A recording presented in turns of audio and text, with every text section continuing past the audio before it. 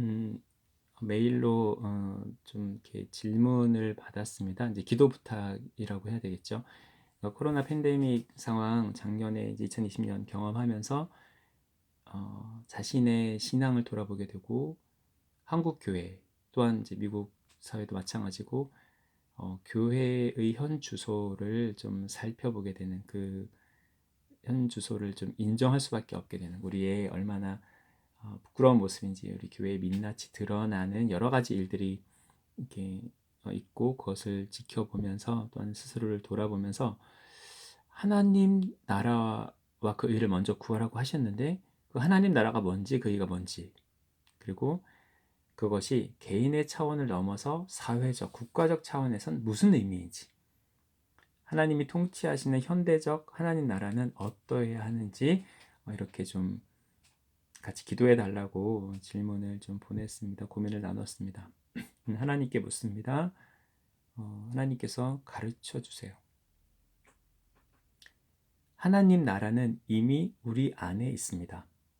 하나님이 거하시는 성전이기 때문입니다. 우리 자신이 우리 안에 하나님이 살아계심으로 이미 우리 안에 하나님 나라가 시작된 것입니다. 그것은 우리에게 어떤 의미입니까? 하나님이 우리를 다스리십니다. 하나님의 법으로 하나님 나라의 질서로 우리를 다스리십니다. 그리고 우리는 그 다스림 가운데 있으므로 혼란스럽거나 불안하거나 두려워하지 않습니다. 그 안에서 우리는 평안함과 자유함을 누립니다. 하나님의 법은 우리를 자유케 합니다.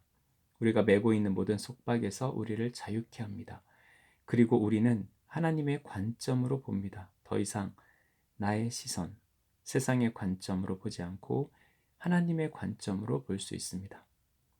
하나님의 관점으로 볼 때 하나님의 마음을 품을 수 있습니다. 하나님의 마음을 품음으로 하나님의 능력을 하나님이 우리를 통하여 행사하실 수 있어요. 우리를 통해서 하나님을 증거케 하십니다. 하나님의 살아계심을 보이십니다.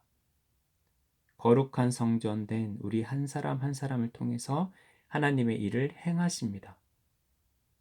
우리 한 사람을 볼 때는 개인적인 것이지만 한 사람 한 사람이 모였을 때 그들이 있는 사회, 그들이 이루고 있는 사회도 달라집니다. 하나님이 다스리심으로 하나님이 주시는 생각을 받고 그 영향력 아래 있으므로 하나님 나라의 공의와 사랑이 그 개인을 통해서 사회에 영향을 끼치고 그 사회가 건강해질 것입니다. 분배의 문제, 평등의 문제, 사회 경제적으로 정치적으로 무너져 있습니다. 분명 그리스도인이며 교회인데도 그렇다고 하는데도 아무런 영향력을 행사하지 못합니다. 오히려 세상보다 더 악한 영향력을 미치는 것을 봅니다. 누구나 분별이 가능합니다. 하나님의 사람이 아닙니다. 하나님의 교회가 아닙니다. 하나님의 다스리심 가운데 머물지 않으므로 아무리 입술로 주여 주여 외치고 기도하고 능력을 행하여도 하나님은 그들을 모른다 할 것입니다. 하나님은 우리의 중심을 보시는 분이기 때문입니다. 겉모습만 보는 것은 세상의 방법이에요. 하나님은 우리 중심을 보시고 심판하시고 판단하십니다. 아직도 많은 교회들은 하나님의 뜻이 이루어지기를 원합니다. 그런데 그 하나님의 뜻이라는 것이 예수를 전하는 것, 예수를 믿게 하는 것, 그것의 의미가 무엇인지도 모른 채 성도들의 수를 늘리고 교회를 크게 하는데 마음이 가 있습니다. 하나님 나라 거기에 없습니다. 하나님 나라 알지 못합니다. 그 열매로 우리는 이미 알고 있어요. 세상 사람들이 더 잘 알고 있습니다. 그러나 그들은 자신이 어디에 있는지, 자신이 그리스도인인지 아닌지도 분간하지 못합니다.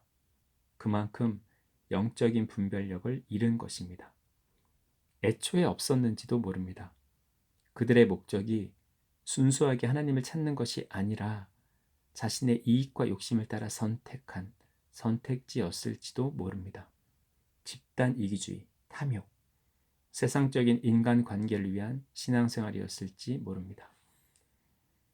우리는 다 알지 못하나 하나님은 분명히 아십니다.